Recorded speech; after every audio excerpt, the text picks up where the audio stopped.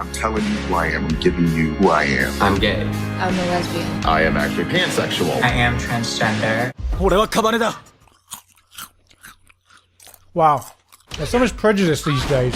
I mean, look at this guy. He can't even identify as a half-human, half-man-eating zombie without these people getting terrified and trying to shoot him.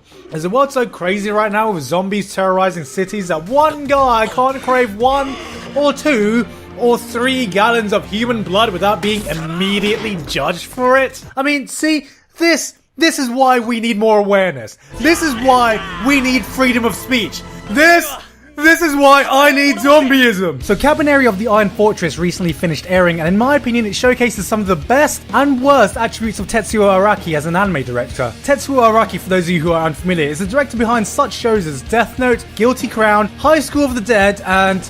what was that one show everyone was talking about a few years ago? Oh yeah! Attack on Titan! Hey, good to know you were pushing back Season 2 to make exactly the same show you just fucking made, you bloody bellend. I'm just messing. See, Kabaneri of the Iron Fortress and Attack on Titan are totally different. I mean, sure, some might say there's some similarities between humanity being pushed back behind walled cities in fear of the threat of man-eating monsters, starring a passionate, impatient main protagonist fueled by vengeance, who happens to be a human with special traits of the monsters they are fighting, complete with a badass female sidekick who is the real one doing the ass-kicking in the show. And don't forget, it screws over its writing halfway through the show, so you see, it isn't really an Attack on Titan clone at all.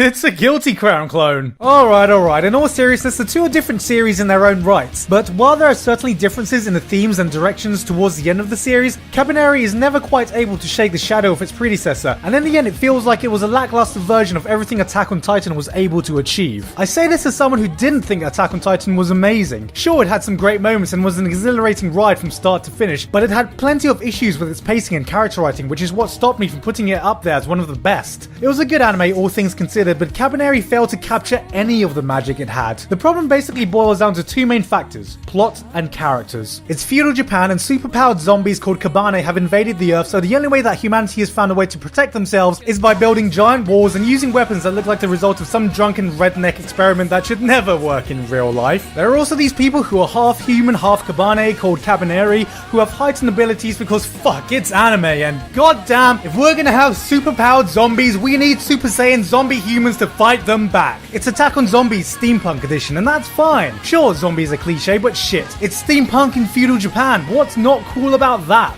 Nothing's wrong with a premise that's been done before as long as it's executed well, but unfortunately, it's not. See, while in Attack on Titan, it felt like humanity was really in a hopeless situation and that there was little they can do to fight against the Titan threat. In Kabaneri, while the Kabane themselves do actually look genuinely terrifying, a lot of the danger is simply there from stupid character decisions that are only made to find some way to cause chaos for the story, and it's not very surprising at all when the situation gets fucked. Do we take the safe route, or shall we risk the shortcut that takes a much more dangerous route where nothing can go wrong? Oh, whoopsie daisy, where did this Kabane horde come from? It's not like I was warned about this before coming here. Or how about that one episode where for some convoluted reason Mume decides, oh, her name's Mume by the way, Mume decides to ignore the objective the rest of her team are working on and goes off by herself to get some solo kills. Congratulations Mume, you got play of the game. That's fucking fantastic, and these are some sick plays. But let's see how the rest of your team are doing. Oh, look, everyone's dead because you lured the horde in, but don't worry, at least you got a great KDA, you dumb bitch.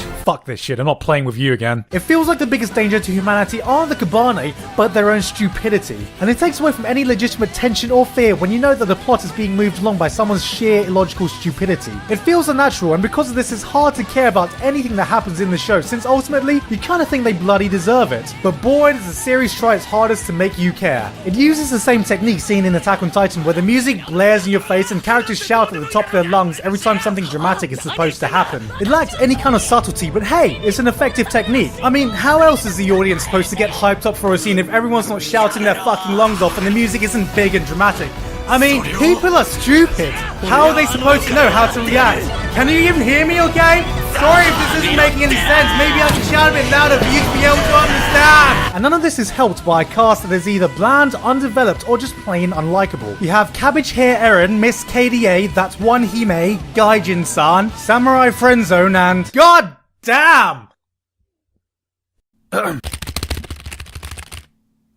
What are you still doing here? Go to the next part of the video. Go to the next part. Go to the next part of the video. The issues with the characters become more apparent during the second half of the series when a villain is presented, and the show changes from a fight for survival type of story into a revenge plot. But instead of adding any depth into the characters, it instead makes everyone more cliched. And the villain ended up being an unsympathetic psychopath who had little reason to go as far as he did to want to, well, fuck up the entire world, apparently. Now, you may be sitting there thinking, oh man, Gigark, you're really tearing the show a new one. Come on, that's not fair. It wasn't that bad. It's not fair that you compare it to Attack on Titan. It's its own show with its own thoughts and feelings and shouldn't be judged based on appearances because it's beautiful inside. It's a beautiful butterfly waiting to spread its wings. Let it fly, Gigark, let it fly! And maybe you're right, but that's because seeing a series like this upsets me. It upsets me because there's obviously been a lot of work and passion that's been put into this, and it shows. Visually, the series looks gorgeous, and not just because some of the action sequences are absolutely stunning, but you can tell that a lot of thought has been put into the look and feel of this world. So much attention to detail has been put into how the world presents itself, to the little intricacies of the steampunk technology used in the train and their weapons, the design of each individual settlement they visit, every character having their own unique style and quirk with this vintage art style, to the Kabaneri looking genuinely terrifying from start to finish as opposed to giant naked monsters with Down syndrome. It feels like a living, breathing world that could actually exist, and something like this doesn't come along with no thought put into it. The music is also exceptional, with the opening theme being done by the Egoists and the soundtrack being done by Hiroyuki Sawano. Whether you're bored of Sawano's bombastic sounding tracks or not, he definitely knows how to make tracks hype you up to no end, and it definitely fits with Araki's directing style. So with all that said, it blows my mind how a show which seemingly oozes passion and effort from the people behind it can somehow feel completely bland and uninspired at the same time. It's an oxymoron! This anime is an oxymoron! This girl is an oxymoron! Everyone in the show is a fucking moron! God, why is everyone in the show so fucking stupid? So much potential was dropped, which is a huge shame because there's actually a lot that this show does well. And I think a lot of it is down to the director and the team he works with, because this isn't the first time they managed to take something completely bland and actually make something out of it. High School of the Dead had no right being as fun and entertaining as it was. Guilty Crown, for the absolute mess in writing that it contained, actually had some scenes that touched me. And Attack on Titan would never have hit as hard if he didn't have a hand in it. What Araki is great at is being able to make scenes that hit really hard even if he has no right in doing so, making us care for a second about characters we really shouldn't care about, or making dumb cheesy action scenes into blood-pumping sequences that keep you on the edge of your seat. Even with trashy source material, he's been able to make something out of it, but the problem with Kabaneri is that it doesn't do anything new while never being able to surpass what came before it. There might be some well-directed individual scenes in it, but no death hits quite as hard, no scene quite as shocking, and no fight quite as big. As it stands, Kabaneri of the Iron Fortress feels like a failed Attack on Titan inspired show. I know plenty of people will tell me I should judge the series based on its own merit, and while some of the themes are different, it doesn't manage to achieve anything that Araki's previous work hasn't already done better, even when it tried going a different direction. Even if I were to judge it by itself, it would have been a visually stunning, completely average show that, thanks to its writing and characters, dropped its potential to stand up there with the greats, which it easily could have done with the passion that was obviously put into it. You will enjoy this show more if you never watched Attack on Titan, but I see no reason to recommend it over it. But now, can we at least take a moment for all the men who watched this, who suddenly came to the conclusion that, oh god, the fangirls from Free were right all along! Back muscles are sexy, how are we so blind?